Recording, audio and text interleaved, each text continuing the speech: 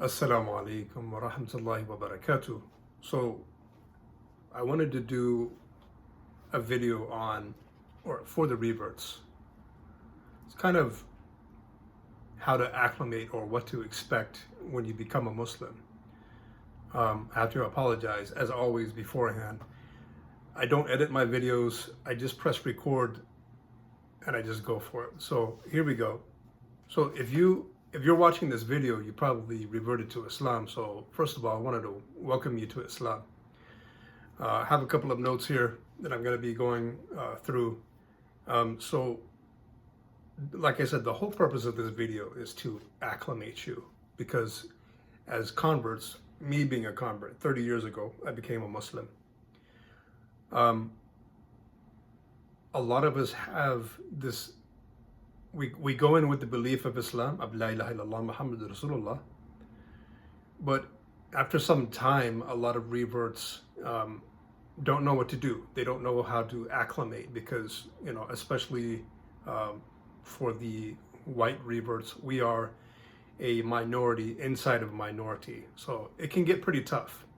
So the first thing that I want to say is, this is a video for reverts, but I hope that the born Muslims would pay attention as well to see kind of like what we go through as Muslims, as new Muslims. So the first thing that what I want to talk about is what they don't tell you. So as a revert, like I said, we come in with the basic tenets of Islam. La ilaha illallah Muhammad Rasulullah. We believe in the angels, we believe in the books, we believe in all the prophets, Day of Judgment, destiny, all of those things. But as a revert, it's like, okay, what do we do next? So what's next? You might be the only white guy in the masjid, you might be the only Hispanic guy in the masjid, Asian, or whatever you are. And so you would feel kind of left out. The first thing that I want to advise my new Muslim brother or sister in is, don't expect, I did a video about this before, but I kind of want to go into detail this time. Don't expect anybody to really, like as I said in the other video, roll out the red carpet for you. Yes, there's going to be people, they're going to notice you. Go to the masjid and just, what I did is I went into the masjid and I introduced myself. I said, hey, my name is Ali. This is my first time to the masjid. Could you show me around? Could you introduce me to the imam? I'm new. And, Muslims will naturally, no one's going to turn you away or, say, or shoo you away or anything. No, they're very welcoming. You'll see. But I want the reverts to know that you have to kind of put yourself out there. You have to introduce yourself. You have to tell them a little bit about your life. People will be interested to hear your story, right? But you have to put yourself out. I know some people, they think, well, I went to the masjid, nobody noticed me, nobody gave salam to me. Well, you kind of have to put yourself out there. Nobody knows who you are. So introduce yourself, smile at people, talk to as many people as you can. Ask questions. You meet for Jummah, okay, but do you have classes that I can attend? Do you have a youth group that I can join or something? Do you have a network or resources for new Muslims? Where should I go? Is there an Islamic library inside of the masjid that I can lend books, or not rent books, but borrow books or buy books? Is there some type of resources where I could get a Quran? If you don't have money for the Quran, there's many organizations that would actually give you a Quran for free, and a lot of Islamic literature. That being said, the first book that I ever owned as a revert is an excellent book. It's called Islam in Focus. I forget who authored it, but it's a blue cover with gold writing Islam in Focus. So excellent, excellent book. It covers all of the basics of Islam above and beyond. I think it's an excellent book. If any of the born Muslims out there are wondering, they're always asking me like, what type of book should I know this guy at work, I know this guy at school or whatever, and he's interested in Islam. What book should I give it? Get Islam in Focus. That's the best book, in my opinion, for people that are curious about Islam or people that are new to Islam. It covers everything, basically, everything in detail. Great book. So let's move on. What I really want to encourage, talked about this as well before, something that's really missing from even born Muslims, but especially revert Muslims, is the lack of knowledge of Aqidah. I cannot stress how essential the knowledge of Aqidah is. You can go online and search Aqidah Tahawi, there's Aqidah Sanusi, there's all types of Aqidah out there that you can master. So Aqidah is, to the revert that's watching this video, Aqidah is the basics of our religion. You know, the who Allah is, his attributes, you know, everything that you need to know. You know, for example, that Allah subhanahu wa ta'ala doesn't have a place. He existed before time. These are very, very important things that we need to learn as new Muslims and as well as born Muslims. I think that Aqidah is like a filter, because to the revert out there watching this video, you're going to encounter a lot of groups that will confuse you, to those that are converting to Islam in this day and age, an age of information and misinformation. It's so easy to get off track. So you want to make sure that you learn your Aqidah before anything else. Before anything else, learn Aqidah. You can go, like I said, you can go on YouTube. Sheikh Asrar Rashid has an excellent 11-part video on Aqidah Tahawi and Aqidah Sanusi. Excellent, excellent, excellent. You can get through all 11 of the videos within a week. It's so easy.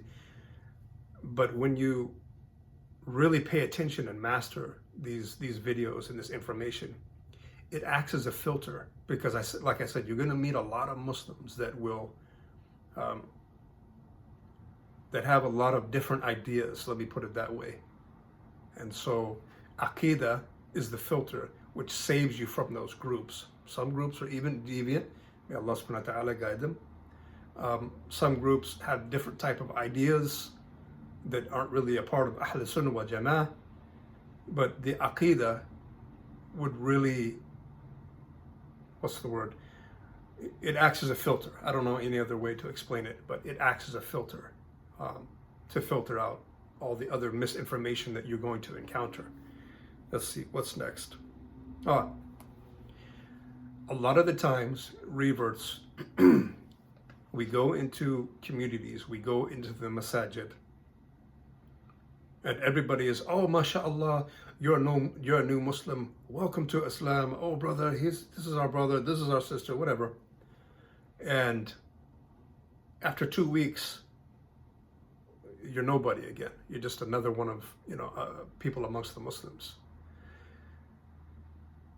That's kind of true, because I don't think any revert that comes to Islam, you should think that you're special, right? You're just, mashallah, welcome to Islam. You've actually, you have salvation now. You've entered into the right deen. Mashallah, all of your sins are forgiven. But you're still just one of the guys. You're just still one of the community members, right? So you need to put that in your mind very, very carefully. To the people that think that, the reverts that enter Islam, that think that it's going to be brotherhood and love all the time, you'll be disappointed.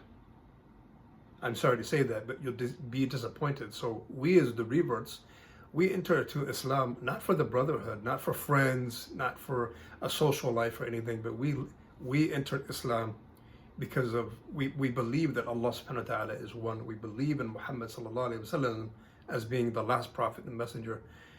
We believe in the Quran and all of the tenets of Islam. This is the reason why we enter into the religion of Islam, not for people. It's not for people, because if you're going to see a lot of people, you're going to see some Muslims that will disappoint you. And I'm not going to go too far into detail, but you're going to be disappointed. People will disappoint you all the time. You're going to meet some amazing people. You're going to meet people unlike you've ever met before. Such good people, knowledgeable on the deen, but you're also going to meet some people that are not really on that level. No problem. We enter into Islam because of our belief in Allah subhanahu wa ta'ala and the religion of Islam. So no problem. A big mistake that I see reverts making is they go into the masjid, everybody likes them, they're the new sensation, whatever, and it fizzles out, and they stop going to the masjid. They stop going to the masjid, they stop being around the community, they stop learning. They don't really know where to go. This is what I suggest. You need to learn, I mean, especially in this day and age, you need to really stay away, big X, stay away from social media. If you are a revert to Islam, newly revert to Islam, stay away. Do not try to learn your deen on Twitter or Facebook or Instagram or, whatever. This is, unfortunately, we live in an age of information, but like I said, we live in an age of misinformation and information. It's a two-edged sword that can really harm us. So what I suggest is for everybody to, the reverts that are watching this, to watch or to register to the Safina Society. They have an excellent program that I myself have been through a few classes of theirs. It's www, I'll put it down in the description. Oh, I got an itchy nose. www.myarcview.org. So www.myarcview, like Noah's Ark, arcview.org. They have classes on everything. And I mean everything. From the fiqh that you choose, to the aqidah, to Islamic history, to Quran and tajweed and classes about Islamic history, everything. It's an excellent place, and it's a place where you can actually, the knowledge in which you learn is accredited. It's the people that are teaching there are qualified, and they have a right to teach. So excellent program. Let's see, what do we got here? So Islam in Focus, Safina Society, myarcview.org. This is what I want to talk about as well. A lot of us that are coming into Islam,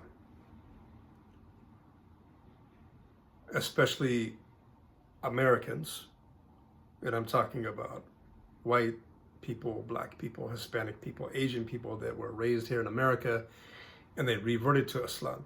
See, a lot of us, this is going to sound bad, but I really need to address it, because it's something, I see it as problematic. So some people believe that to become a Muslim, they have to let go of their culture, right? And in my opinion, I think that that's why a lot of, speaking from my own people, a lot of European Americans, they think that they can't become a Muslim because, I don't know, I mean, it's just my opinion that people that, it's psychological. They think, well, now I have to change my name to an Arab name. I have to become an Arab. I have to become a Pakistani. I have to dress in Arabic clothes. I have to wear that, kufi on my head. I have to do this. I have to do that. And so they think maybe the Islam is not for me. And I'm sure for a lot of them, that's what it is. I mean, I've been asked that question before. So to address this, I think it's important to mention that Islam is international. It's for everybody. It doesn't belong to anybody. It belongs to everybody. It's the truth wholesale for anybody that would take it, right? So if you watching, if you're a revert or if you are considering Islam, by no means do you have to lose your culture. You don't have to dress in a thobe. You don't have to dress in a jalaba. You have to dress decently, yes. But you can hold on to who you are as long as it doesn't go outside of the confines of Islam. Many people believe that, and it happens, like I've seen this personally myself. People believe, okay, mashallah, I just became a Muslim. I'm going to start dressing like a Muslim, which, you know, was what they believe is you know, shawar qamis, or, you know, like a thobe or a jalaba. And then they find themselves going to the, you know, now I'm just going to eat Mediterranean or Arab or Pakistani food. And there's, and I say that it's fun. It sounds funny what I said, but people have really done this. Like I've seen them. Be who you are. Islam is a belief. Islam is not clothing. Islam is not a hat. Islam is a compass. It's a moral compass. It's a guidance. It's salvation for the next life, right? If your name is Peter or Tom or John or whatever, hang on to that. You don't have to change your name to be a Muslim. You don't have to. You can, but you don't have to. If, for example, you have a name like my name before I changed my name legally, was associated with shirk, so I changed it. But if your name is you know, whatever your name is, you can keep it. You don't have to be anybody except yourself. Your beliefs and your moral compass will change. Your way of thinking will change now. But that doesn't equate to you changing your clothes, your food. Be yourself, right? So what else did I want to talk about to the reverts? Losing your culture and your identity. What else can I tackle? There's just a lot of things that you're going to experience. You have to kind of take it at face value. You're gonna see good and bad in people, and that's just gonna be wherever you go, whatever religion that you're gonna go into. It's gonna be like that. So be true to yourself. Be true to the truth. Be active. Introduce yourself from the community. Sit with the teacher. And know that, and here's another thing that I want to say. A lot of, I've seen a couple of times, and I've even experienced a couple of times because of my tattoo, a lot of people, and this is for the born Muslims, a lot of born Muslims, they don't give a lot of patience to the people that are reverting to Islam. There's a lot of changes that people go through. I myself, I lost my family, with the exception of my mother, for 15 years. They didn't speak to me. They disowned me. They wrote me out of their will. I was gone. A lot of us, for example, have dogs. We have pets. We were born and raised this way. And it's, I've seen even some Muslim women that reverted to Islam. They've had to leave their husband and their kids. I don't know, not saying that they should leave, but I'm just telling you what I've seen before. It's very painful for them. They're acclimating. They're trying to acclimate to this religion. And I see some Muslims are really, really pressuring them. And unfortunately, a lot of new Muslims leave Islam because of it.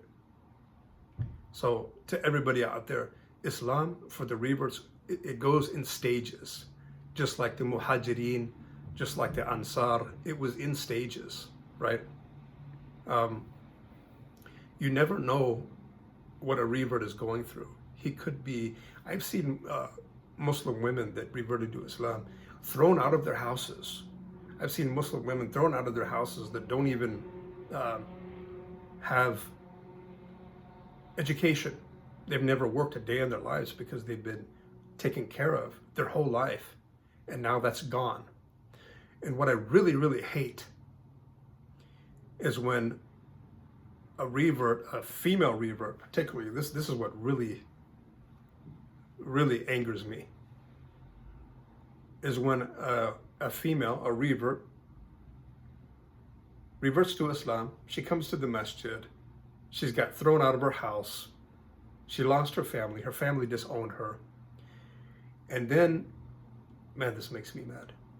And then anybody would hear about this sister, this American sister that became Muslim, and she got thrown out of her house, and they just proposed to her.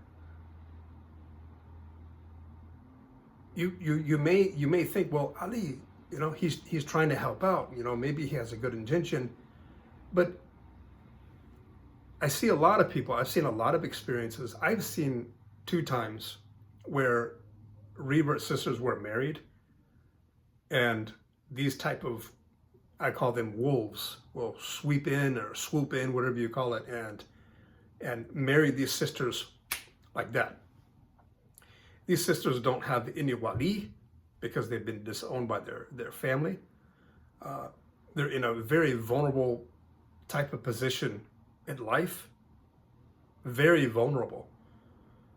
And you just scoop them up like that.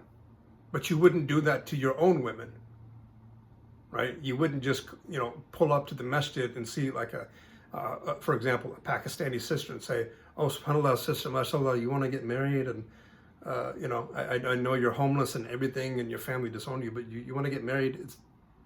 And I've seen a lot of people, I've seen twice, revert American Muslim women dropped off at the mosque with their bags. Their husband just got tired of them or used them or whatever for, sometimes sexual purposes, and just dropped them off at the mosque with their bags and their kids like they were puppies or something. Like they, when you get tired of a pet, you just drop it off at the pound because you don't want it anymore. I've seen that twice.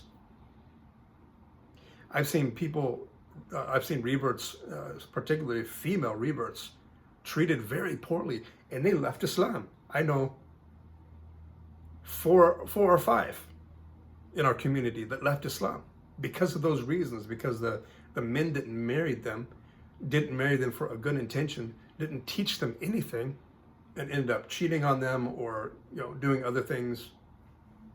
I'm not saying that everybody does that, but I'm saying it does happen out there sometimes. So for the revert female sister that's hearing this right now, watching this, you don't have to get married.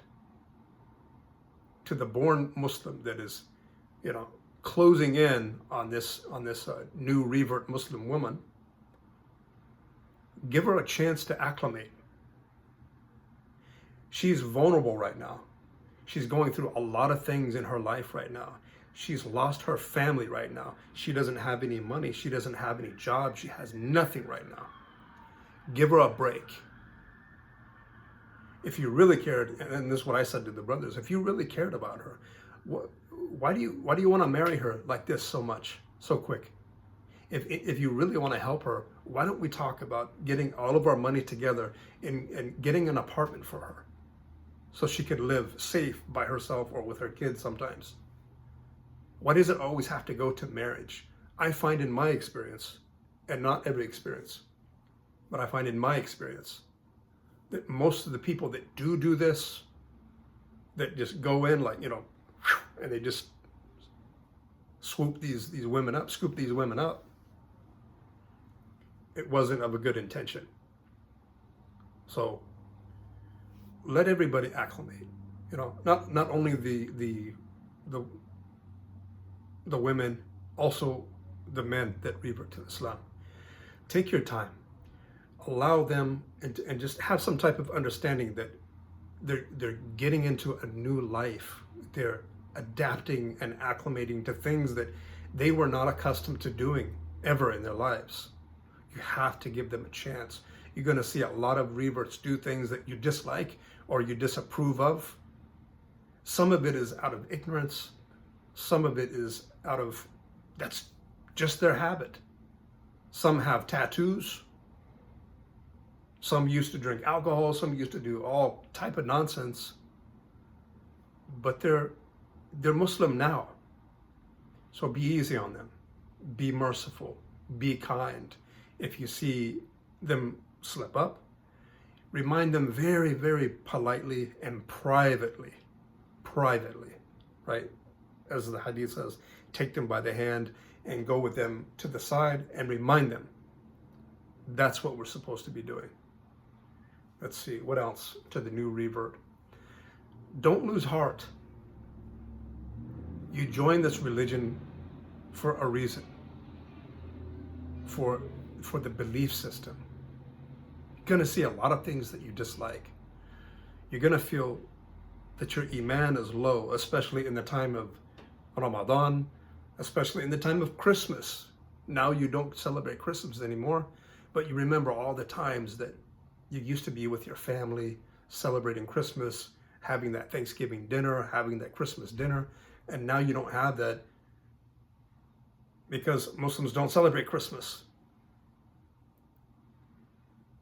I've been a Muslim for 30 years, but even I think back to every time that it's December 25th, I always have good memories of what Christmas used to be, and family and everybody getting together, and the cheerful family gatherings and everything. And to a lot of the reverts out there, they don't have family anymore. I lost my family for 15 years, and that was rough. Let me tell you something. It was rough. It was really bad. A lot of reverts feel like they're the only people on the planet. Nobody can really relate to them. They don't fit into that box anymore. When they're white, or white, for example, and they became Muslim, they don't fit into the white American role anymore, because once the white people, Christians, figure out that he's a Muslim now, especially, they look at me like I've been called a traitor. You're an American, you're a white person, you were a Christian, you're ex-military, and now you're one of them? You're out. You're out. We don't associate with you anymore. It's really tough. So I'm going to tell you right now, the person that is new to Islam, you have to stay strong. You have to stay strong. Just think about it this way. You didn't join this religion for the people anyways. You joined it because you love Allah subhanahu wa ta'ala and His Messenger sallallahu alayhi wa sallam. That's the true relationship. That's the true, that tie that we have with our Creator. Because all the time you see, even the born Muslims can relate with this. People will always let you down. Some people will inspire you. Some people will let you down. Some people that once inspired you will let you down. But Allah subhanahu wa ta'ala would never do that. And that's truly why we became Muslim, isn't it? And I'm telling you, there's going to be a lot of things that you dislike. You're going to feel down. You're going to feel stupid. It takes a long time to learn the basics. Just go your own speed. It's all about your relationship with Allah subhanahu wa ta'ala. Make sure that you're on your salah. Most important thing after Aqidah is to be on your salah. When I was learning about Islam, when I became a Muslim in prison, I became Muslim in prison. I used to pray in my cell. I used to lay my towel down on the ground in my cell, and I took a piece of paper and I wrote out everything that I was supposed to say in my salah. Had a couple of surahs written down, and I would stand up and I would look down and I would read. That's how I learned to pray. I learned to pray all by myself in a prison cell. You get to a point where it becomes natural. You'll get there. You're going to see all of these people that know so much more than you. I'm a Muslim for 30 years. Every day I learn something. Every day I learn something from somebody. You'll never stop learning. It's impossible that you would get to some type of status that you stop learning. We're always learning. We're always learning how to better ourselves, how to do tazkiyah, purify our heart, how to learn about the knowledge of, aqidah and fiqh and Islam and history, everything. It's all there. So I don't want to draw this out too long. If you do have any questions, the reverts, I'm going to post my Twitter account in the description. You can follow me and you can ask me questions. I'm your brother. If you have questions, I can answer questions. If you need resources, if there's some type of domestic violence, if there's some type of you got thrown out by your family, I can point you in the direction of the resources that you need to get back on your feet, wherever you are, wherever in the world that you are. There's some type of resource that I can help you with, inshallah. So, anybody has any questions, comment or follow me on Twitter. And I'm your brother in Islam. And anything that I can do to help you, I would be more than happy to help you, brother or sister. Assalamu alaikum wa rahmatullahi wa barakatuh.